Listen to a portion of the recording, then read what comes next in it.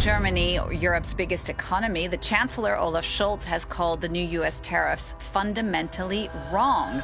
The U.S. auto industry just lost over $219 billion. The European Union froze all U.S.-made electric vehicle certifications. China cut off tech access and production rights. Ford, GM, and Tesla are in crisis mode. Dealerships nationwide are seeing mass cancellations. Lawmakers are calling it a foreign takedown. And Canada just sided with Europe, ending decades of trade unity. This is not a slowdown. It is a full-blown economic shutdown. So how did America's most powerful industry collapse overnight? And who really benefits from the chaos? What's happening? Nobody expected the first strike to come from Germany, the very heart of Europe's auto industry. It was enacted under sweeping new tech compliance and transparency laws for all U.S. manufactured vehicles. This policy wasn't temporary, but that is exactly what happened when Berlin announced an immediate freeze on electric vehicle certifications passed by Germany's Ministry of Digital Infrastructure and Transport. These new laws give the German government full authority to reject any vehicle that does not meet their rigorous software, battery tracking, and sustainability verification standards. And at the top of their rejection list, Tesla, Ford, and General Motors. The impact was instant and brutal. Tesla's Model Y shipments were denied entry at the port of Bremerhaven. Ford's electric Explorer, manufactured in the United States for European markets, was flagged for audit before it even reached dealerships. General Motors' plans to re-enter Europe with its new Ultium battery platform were put on indefinite hold. German regulators cited insufficient data sovereignty protocols and unverified supply chain emissions as justification. But make no mistake, this was economic warfare under the banner of environmental and digital ethics. For American automakers, Germany's move wasn't just a trade restriction. It was a reputational death blow. Germany is not just another car market. It is the gateway to the entire European Union. If your vehicles can't be certified there, you're effectively locked out of the entire European economic area. That's over 440 million consumers suddenly off limits to Detroit's biggest names. Elon Musk was said to be personally furious, and multiple auto executives reportedly begged the U.S. State Department for intervention.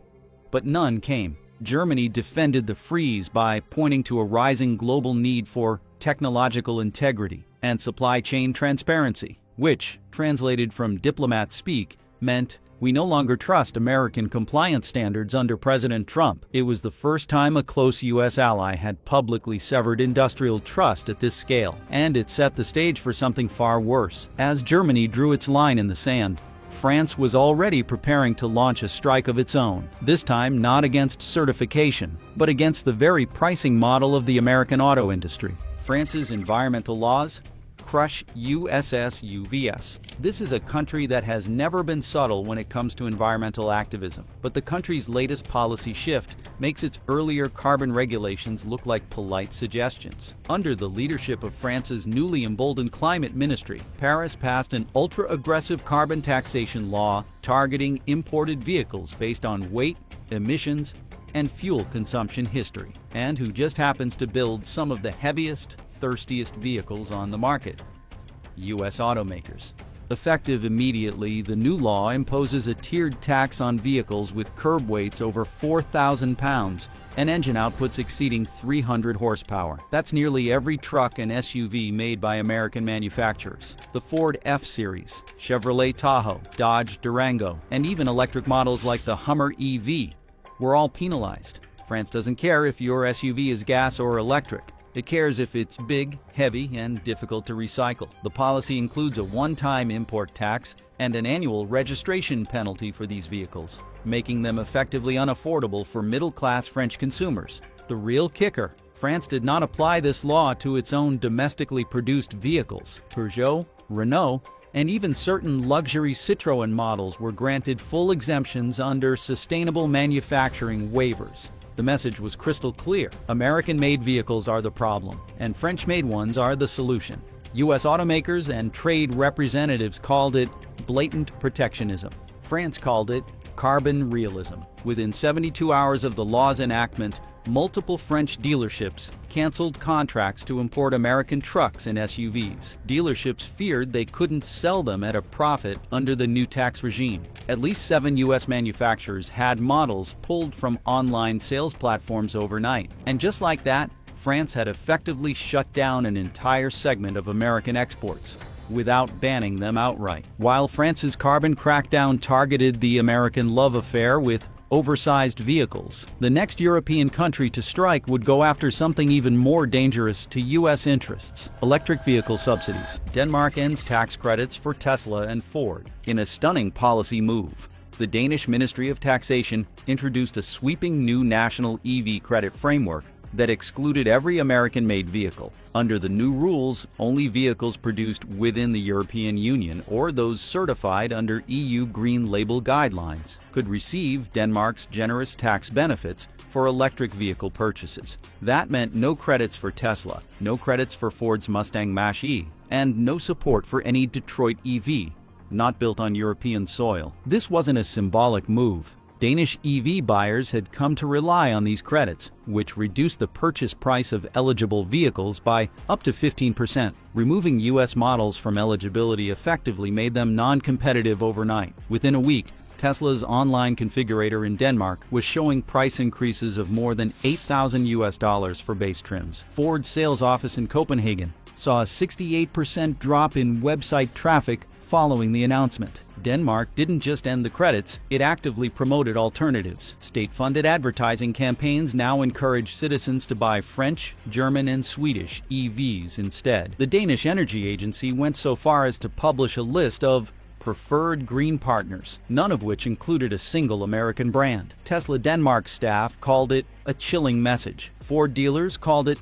deliberate isolation. American officials called it an act of policy aggression. And still, Denmark doubled down. Officials cited misalignments in environmental accountability metrics and incompatibility with EU data exchange systems as reasons for the exclusion. But analysts saw it differently. They saw it as punishment for President Trump's growing hostility toward multilateral trade rules, and as an early sign of European unity against U.S. economic dominance. That unity would become unmistakable in the following days, when a North American ally stunned the world by siding with Europe, not with its southern neighbor. Mark Carney's alliance. Canada joins Europe's trade bloc. When Canadian Prime Minister Mark Carney stood at the podium in Paris beside President Emmanuel Macron and German Chancellor Olaf Scholz, the world realized the trade map was being redrawn in real time. In a move that stunned Washington and delighted Brussels, Carney signed the Green Technology Access Partnership, a trilateral agreement that binds Canada's auto tech certification, climate data policies, and EV manufacturing subsidies to those of the European Union. This agreement effectively ties Canada to European EV regulation, meaning that if your product fails in Berlin or Paris, it will now likely fail in Toronto and Vancouver too. For the United States, this is a nightmare. It means American automakers not only face a hostile European market, but now also a Canadian government that is aligning itself with European compliance structures. Prime Minister Carney justified the move as a new chapter in democratic sustainability, but the political undertones were impossible to ignore. Since returning to power, President Trump had sidelined Canada in key trade talks, dismantled elements of the United States-Mexico-Canada agreement, and repeatedly insulted Carney's environmental credentials. This was payback, and it was strategic. The alliance includes cooperative battery recycling initiatives, real-time emissions data sharing, and joint industrial compliance inspections for EV imports. Translation: U.S. automakers will be forced to meet European-style standards to sell into Canada, standards they currently do not meet. What's worse, Canadian ports are now offering preferential processing for European EVs, while U.S. exports face longer inspections and enhanced scrutiny. Detroit auto firms, already reeling from Europe's crackdown, now find their northern neighbor mirroring those very policies. Elon Musk reportedly canceled a planned visit to Ottawa. Ford lobbied the White House for immediate retaliation. And Trump, he fumed on Truth Social, calling Carney a traitor to the West. As Canada links arms with Europe and Trump fumes from Washington, the economic fallout is about to get worse, because Wall Street is watching and it is not impressed. U.S. auto stocks crash on tech compliance crisis. Wall Street rarely reacts well to regulatory uncertainty, but what happened after Europe began rejecting American electric vehicles was not just a market correction, it was a full-blown investor panic. The trigger was Germany's public declaration that U.S. vehicles failed to meet new tech compliance standards, particularly in areas of battery material tracing, emissions data integration, and cross-border software protocols. That might sound like bureaucratic jargon, but to investors, it meant something much simpler: massive sunk costs with no market access. The electric vehicle sector on the New York Stock Exchange took an immediate nosedive. Within 24 hours of Germany's certification freeze, Tesla's stock price dropped nearly 11%. Ford and General Motors weren't far behind, shedding nearly 9% and 7% respectively. Lucid Motors, Rivian, and other smaller EV startups saw double-digit percentage losses as investors pulled out, fearing cascading bans across other European markets. More than $100 billion in market value evaporated within 3 days. What triggered the steepest declines wasn't the loss of vehicle sales alone, it was the exposure of a deeper problem. American companies had built their electric platforms around US-centric standards, assuming that the rest of the world would eventually follow. Europe's rejection proved the opposite. The United States was now the one out of sync. Investors realized that automakers would have to completely retool their battery sourcing, vehicle software, and data-sharing frameworks to access Europe, if they were ever allowed back in. This realization sent analysts scrambling to revise earnings forecasts. J.P. Morgan downgraded Tesla and General Motors to underweight. Goldman Sachs published a note titled "Unacceptable Risk Exposure in EV Exports." And retail investors, many of whom had bet their portfolios on the EV boom, began mass sell-offs. But the worst was yet to come, because the real money wasn't just in vehicle sales. It was in Tesla's massive European infrastructure ambitions, and those were about to go dark. Tesla's $31.4 billion European pipeline goes dark. Electric vehicle dominance in Europe was never just about selling cars. It was about shaping the continent's technological backbone. Tesla knows this. Over the last 4 years, the company had quietly secured over $31 billion in public-private partnerships, green tech subsidies, and infrastructure bonds across Europe. Gigafactory Berlin was supposed to be the crown jewel, a sprawling nerve center for European EV production, battery development, and AI-driven manufacturing. But after Germany's tech compliance freeze, and amid rising distrust of US-based corporate governance, that pipeline was instantly severed. European investment banks led the charge. BNP Paribas, Deutsche Bank, and the European Investment Bank all announced that they were reassessing their exposure to Tesla-related projects. Within days, funds earmarked for gigafactory expansion, software hubs in France, and battery research grants in the Netherlands were frozen. Applications under review were paused. Disbursements scheduled for Q2 were postponed indefinitely. For Tesla, this wasn't just a cash flow issue. It was a reputational crisis. European governments began openly questioning Tesla's compliance with labor, transparency, and digital integrity laws. Regulators in Brussels leaked memos alleging serious inconsistencies in Tesla's recycling claims and supply chain disclosures. French lawmakers demanded an audit of Tesla's tax incentives. Germany's finance ministry went a step further, calling for a complete suspension of subsidies to any entity that fails sovereignty criteria. Tesla was no longer treated as a partner.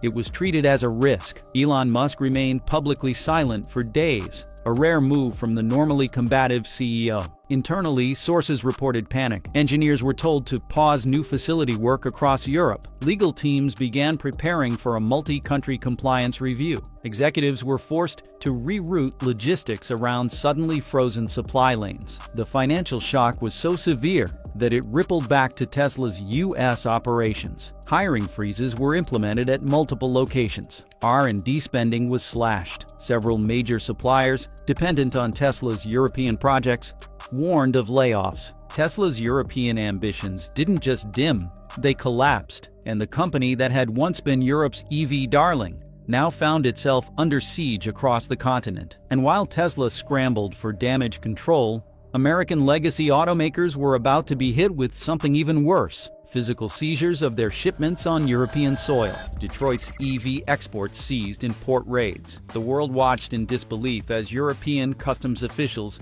executed one of the most aggressive enforcement campaigns in recent automotive history. In a matter of hours, authorities at the ports of Hamburg and Marseille began seizing American-made electric vehicles, thousands of them. Ford's new electric Explorer, General Motors' Ultium-based SUVs, and even Lucid Air sedans were pulled from cargo vessels and placed into impound warehouses pending regulatory review.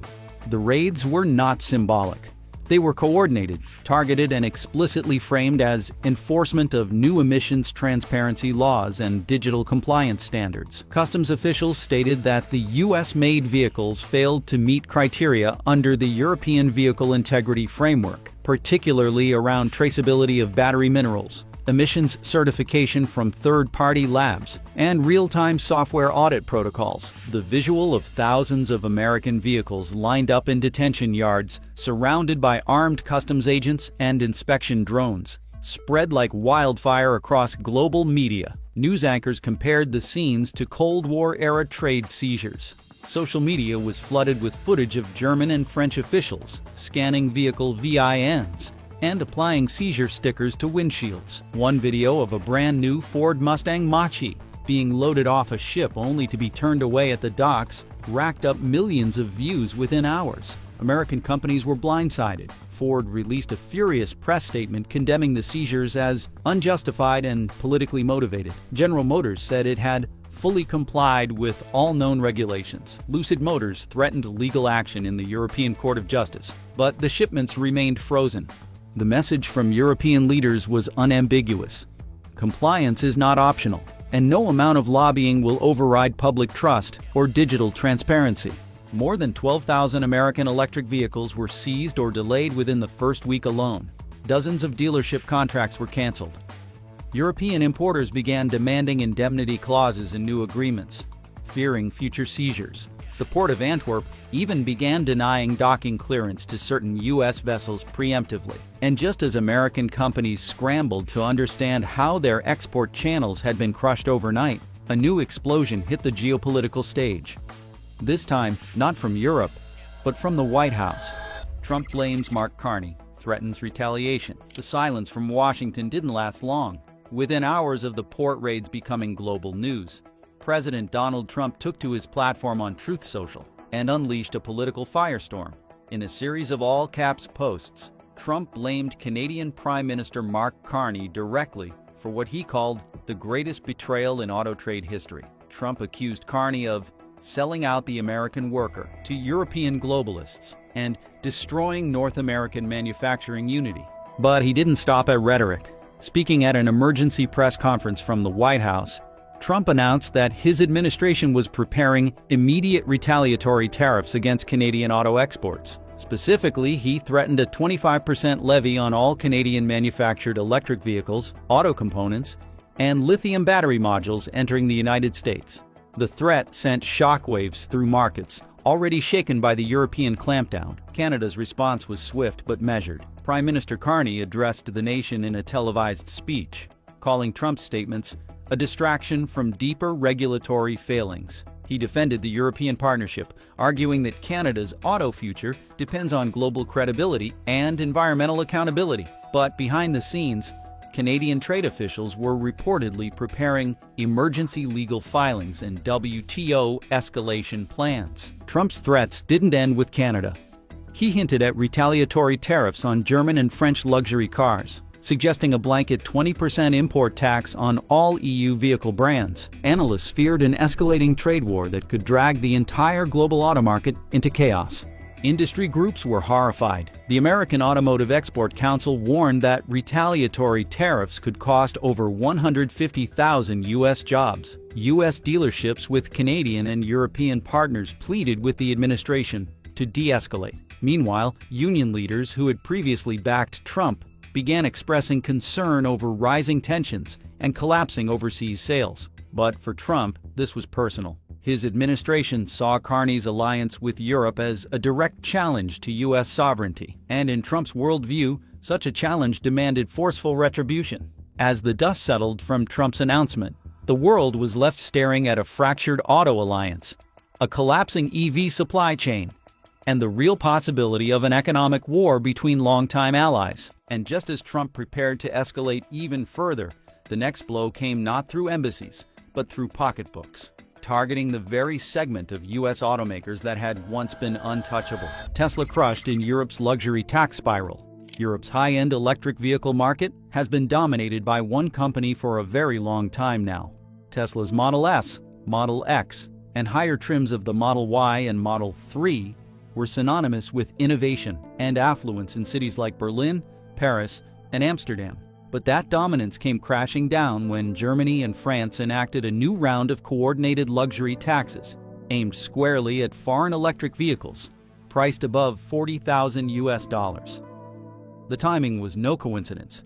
This was retaliation dressed in fiscal policy. Under the new guidelines, any non-European electric vehicle exceeding that price threshold would be hit with a combined surcharge of 15 to 25%, depending on size, weight, and country of origin. For Tesla, this was catastrophic. Nearly 80% of its European-bound units fell above that line.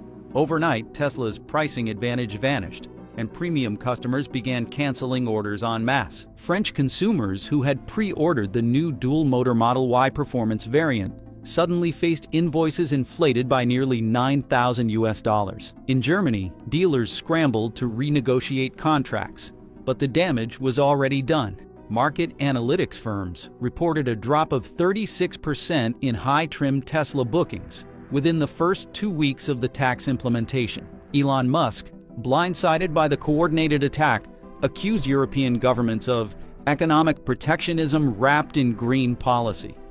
But his criticism fell on deaf ears. The policy was crafted with surgical precision. European brands like Porsche, Audi, and BMW, many of which build their EVs within the continent, were spared or granted tax exemptions based on domestic supply chain contributions. American models, even if partially assembled in Europe, were not exempt. France's finance ministry justified the disparity by citing unverified life cycle carbon data from U.S. plants, while Germany claimed foreign software vulnerability risks as further cause. For Tesla, the loss of premium customers in Europe was more than a financial hit. It was a brand crisis. The company had cultivated an image of cutting-edge luxury. That image now came with a tariff. As sales plummeted, Tesla faced an even more devastating blow: the loss of its technological core. Europe bans U.S. self-driving software. In a move that drew gasps across Silicon Valley and Detroit alike, the European Commission announced a continent-wide ban on American-developed autonomous driving software. Brussels cited algorithmic sovereignty, data localization violations, and end-user telemetry privacy risks as justification. But everyone understood the real message. The era of American digital dominance in Europe was officially over. The ban targeted software suites developed by Tesla, Waymo, Cruise, and other US-based companies, rendering them ineligible for approval under the European Union's new AI governance laws. Officials claim the algorithms failed to comply with the European Union's requirements for transparent neural logic mapping, real-time data escrow, and interoperable emergency override controls. These standards had been in development for over 2 years, but the timing of the ban's rollout, right after Trump's diplomatic rupture, was no accident. Tesla was hit hardest. Its full self-driving beta software, which had been undergoing limited testing in Norway and the Netherlands, was abruptly ordered offline. Vehicles with the feature installed were forced to disable it remotely, sparking outrage among the owners who had paid thousands of dollars for the capability. Some European Tesla forums described the move as tech excommunication. The consequences were sweeping. American companies could no longer collect user behavior data from European roads. This data, once the crown jewel of machine learning development, was now off limits. It meant Tesla's artificial intelligence could not evolve using European driving patterns, road signage, or behavioral norms. It was as if the company had been digitally amputated from an entire continent's worth of machine learning input. Waymo's planned pilot program in Luxembourg was canceled. Cruise halted recruitment for its European operations, and investors began quietly shifting their focus toward European native software developers like Oxbotica and Mobileye, who suddenly found themselves uncontested in the region. With digital systems under attack and hardware taxed out of relevance, one thing became crystal clear. The global automotive balance of power was shifting away from the United States. Fast. U.S. auto execs testify in front of Congress. Capitol Hill was filled with tension and political theater as the chief executives of Ford, General Motors, and Tesla were summoned to testify before Congress. It was the kind of hearing that drew bipartisan outrage, a rare moment where both Republicans and Democrats demanded answers from an industry that once symbolized American dominance, but was now on life support. The hearing was triggered by the complete breakdown in trade relations between the United States and the European Union, and the mood inside the chamber was unmistakable: betrayal, confusion, and blame. Ford's chief executive was the first to take the hot seat. Clad in a dark suit and flanked by legal counsel, he tried to explain why Ford had failed to anticipate regulatory changes in Germany and France. Lawmakers were not buying it. One senator from Ohio thundered, "You are telling me that one of the most storied automakers in America didn't see this coming. Either you were asleep at the wheel, or you thought Congress wouldn't notice the crash." Next came General Motors, which found itself cornered over its failed European comeback strategy. Its much-hyped Ultium platform, touted as the future of EV manufacturing, had been designed without consideration for new digital compliance standards abroad. House members grilled the company for pouring billions into outdated partnerships that did not meet evolving European technical requirements. A representative from Michigan put it bluntly, "You invested in the wrong tech for the wrong market. Now our workers are paying the price."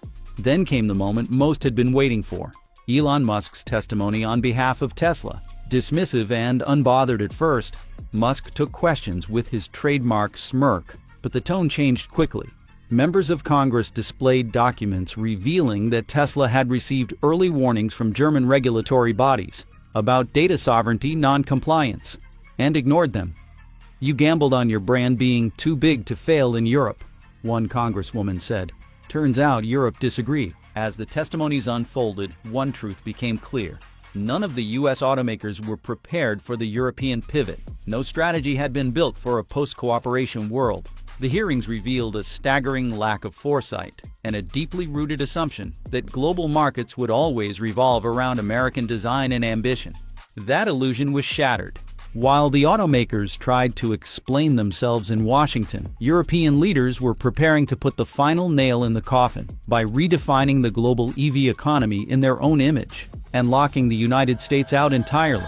Europe launches its own EV index, excludes US. Across the Atlantic in Frankfurt, a new financial weapon was unveiled with surgical precision. It was called the EVI 100, short for the European Vehicle Innovation 100. This new stock exchange index, backed by the European Central Bank and the European Investment Fund, would exclusively track 100 of Europe's top-performing electric vehicle and green mobility firms. Companies included ranged from legacy giants like Volkswagen and Stellantis to startups specializing in battery recycling, digital mapping, and hydrogen storage. There was just one caveat: no American companies allowed. This was not merely an investment tool, it was a statement of independence. For decades, Wall Street had been the global benchmark for automotive capital. Tesla, General Motors, and Ford had dominated investor portfolios worldwide. But now Europe was signaling that it would define its own path without U.S. involvement. European lawmakers framed the index as an act of industrial sovereignty, a way to insulate Europe's clean tech future from what they called foreign regulatory volatility.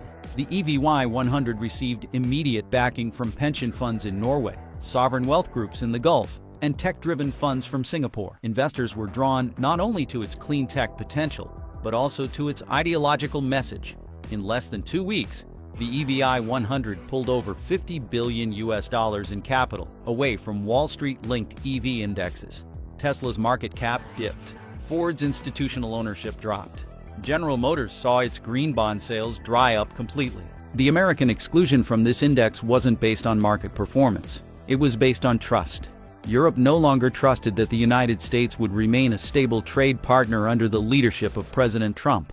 Financial analysts called it the geopolitical pricing of risk. In other words, being American had become a liability in the global green economy. While investors migrated toward Europe's self-contained EV ecosystem, Tesla made a dramatic announcement that would alter its global footprint forever. Tesla leaves Europe, shifts to Southeast Asia. In a stunning turn, Tesla's leadership announced during a late-night investor call that it would immediately shut down all retail operations in Europe. The company would close its service centers in Germany, France, Denmark, and the Netherlands. All expansion plans for Eastern Europe were scrapped. The reason? Regulatory hostility, said Musk. We are not going to spend another dollar fighting governments that clearly do not want us there. Instead, Tesla announced a full pivot to Southeast Asia, with primary focus on Thailand, Vietnam, and India. These markets, Musk claimed, want Tesla, need Tesla, and understand Tesla. In preparation, the company is reportedly building a second gigafactory in Thailand and establishing new software compliance teams in Bengaluru and Ho Chi Minh City. On paper, the pivot made sense. Southeast Asia's rising middle class is EV hungry and infrastructure investment is booming, but critics questioned whether Tesla could recreate its European success in vastly different political and economic environments. India's complex bureaucracy, Vietnam's state-influenced industrial policies, and Thailand's recent swings in foreign investor rules all present challenges that the company has never navigated before. European governments responded to Tesla's exit with muted sarcasm. German officials wished Musk all the best with his new endeavors, while French newspapers called the decision a welcome simplification of the EV market. The European Union wasted no time reassigning Tesla's former market share to EU-based companies through rapid dealer incentives and digital loyalty programs. Tesla's departure marked more than a commercial withdrawal. It was the symbolic end of the United States' leadership in the European EV revolution, with Europe building its own supply chains, indexes, and trade alliances. There was simply no place left for American brands, especially not those led by executives who treated regulation like a game. The fallout back home was brutal, and it came fast. American auto jobs vanish as global trust erodes. Detroit, Toledo, and parts of Kentucky and Missouri woke up to grim headlines. Massive layoffs across Ford, General Motors, and Tesla. In the span of just 3 weeks, more than 200,000 American auto jobs were lost. Plants that had previously been dedicated to European exports sat idle. Suppliers that once churned out parts for German-bound shipments now shuttered their doors. Small towns built around the promise of global trade were left in economic freefall. The job losses weren't limited to factory workers. Engineers, compliance officers, freight handlers, and even port-based customs specialists were let go in waves. Tech firms that had partnered with automakers to meet European software standards dissolved contracts overnight. Battery logistics companies lost major clients. The entire American EV export infrastructure was collapsing like a house of cards. And unlike previous downturns, this one couldn't be blamed on automation or consumer demand. It was the direct result of geopolitical isolation. Foreign regulators had made a conscious choice to remove the United States from their economic plans. They were building a future in which American-made vehicles were irrelevant and perhaps even undesirable. Union leaders pleaded with Washington for a coordinated federal response.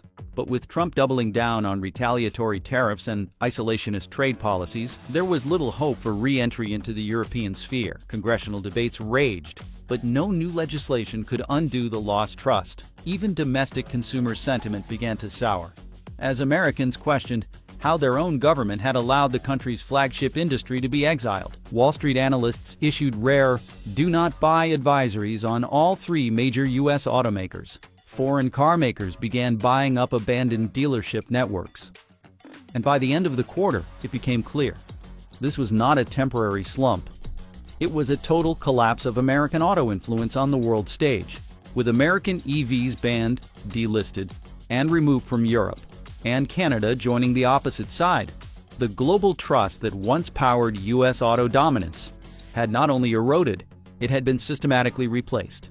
The U.S. auto industry just got shut out, and the world moved on without it. What do you think? Was this sabotage or just a failure to adapt? Drop your thoughts in the comments, and make sure to subscribe so you don't miss what happens next.